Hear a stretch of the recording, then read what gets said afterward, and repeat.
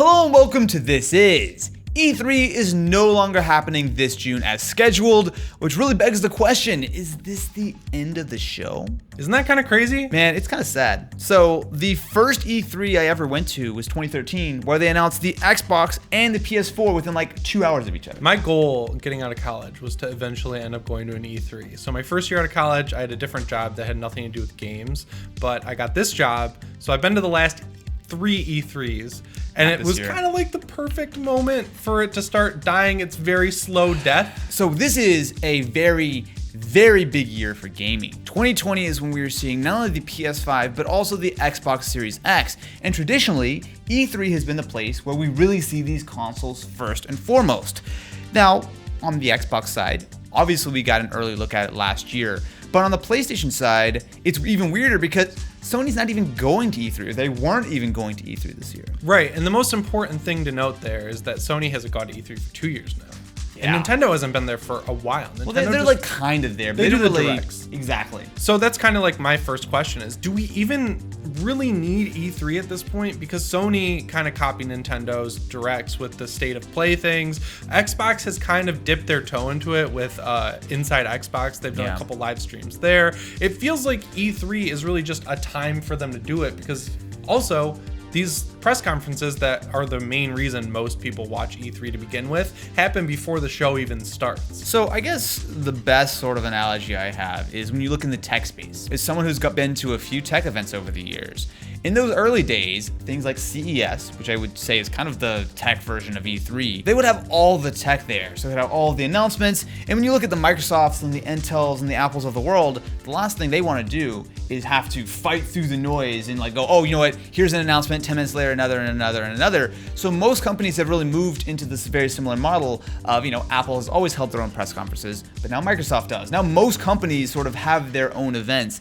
And I feel like this is just an acceleration of the, look, man, it's sad. I don't want to say like the end of E3. I don't want to be all like sort of over the top, but it's not good. Like it's kind of sad to see it go. It's a bummer because I loved watching all the press conferences growing up, especially with Sony when they had Kevin Butler, that whole character they invented for it. That was kind of when all the games got announced. But I feel like the real reason Sony stopped going to E3 was because of 2 years ago when they came and they showed games like Spider-Man. I think they showed The Last of Us Part 2. Was that when they showed like 3 games? Yeah, they showed 4 games. And I feel like that was an inherent problem with E3 because it's coming up every June, but then it might not work out where you have nothing to show. I mean, that's how Sony continually fell in that trap where they were showing Spider-Man multiple times. Like every E3, it felt like we saw the whole game of Spider-Man by the time it came out because they were like, well, E3's here, we got to show something. So my question is, how does this affect the next generation of consoles, specifically Sony's plans, Microsoft plans? I don't really know what Nintendo, it probably is not going to affect them too much because I don't think we're seeing Switch Pro this year.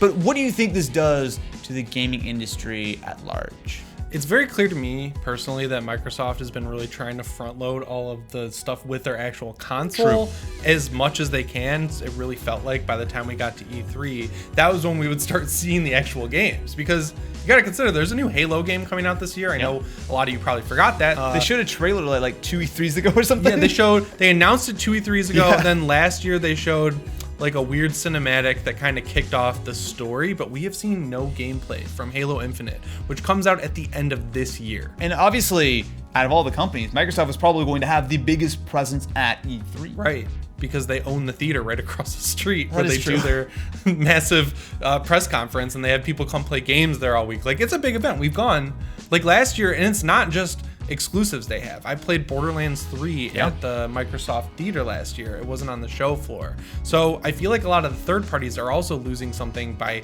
potentially not being at E3 because that's when all the media sites, all the people like us who make videos about this stuff get to play their games and show them to their viewers. It's interesting to think. I think Microsoft is probably the most heavily affected on the console side. Definitely. What does Sony do? Because Sony hasn't really had a huge presence at the show, obviously, like at all recently. But more specifically, we are still almost entirely in the dark about the PS5. They've talked a little bit about like the base sort of spec. We got to see the logo at CES, which was not exciting, and I was upset about the fact that I was also very salty about that. We were gonna see the console. Anyway, sorry, story for another That was day. not good. But how do you think Sony is going to handle this? Because they probably had some counter programming or something, or is this something that's actually going to play into Sony's hands? I feel like Sony was already preparing to not be at E3 because they weren't last year. They already knew what they were doing. Do they take advantage of the hole in the schedule though?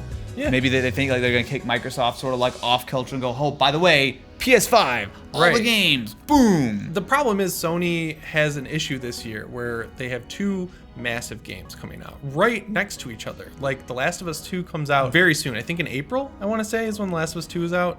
And then in June, they have Ghost of Tsushima, which looks amazing. It's been in development for such a long time. So those games are two PS4 games that they still need to market.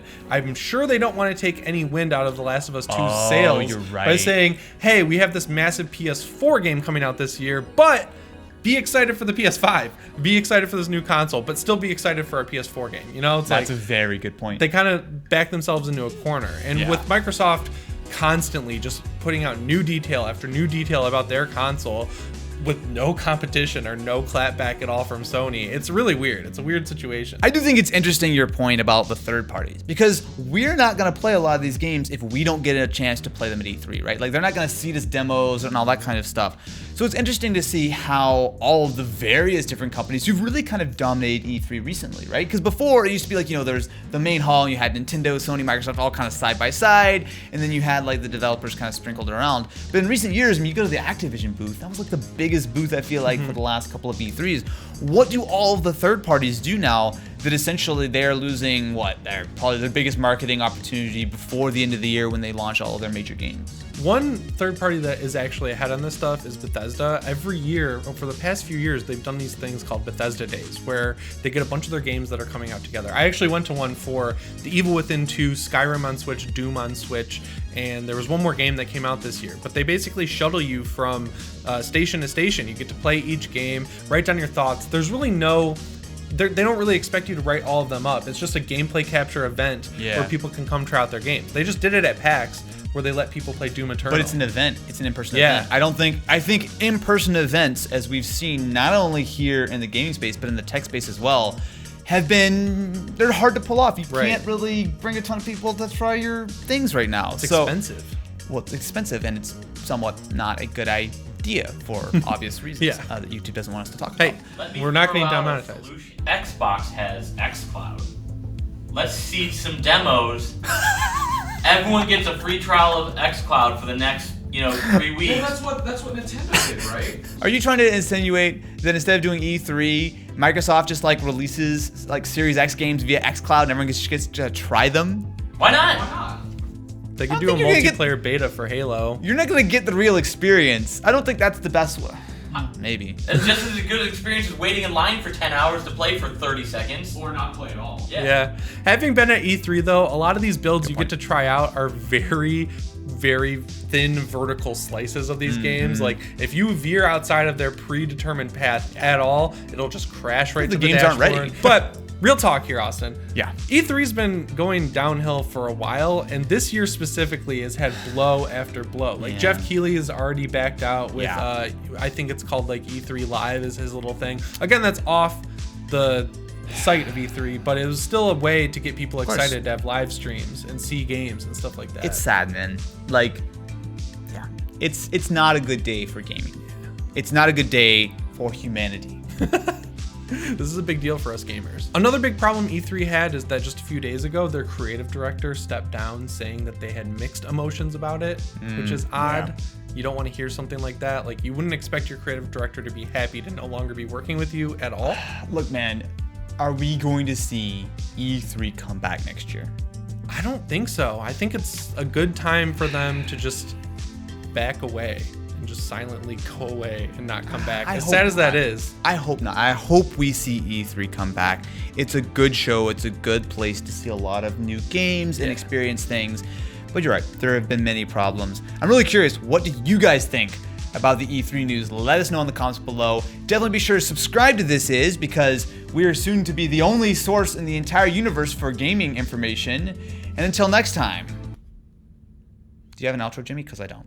Gamers, rise up. So if you look at the current generation of consoles, they're both based on very, very similar tech. So both the PS4 and Xbox One have an 8-core AMD Jaguar-based CPU as well as Radeon graphics.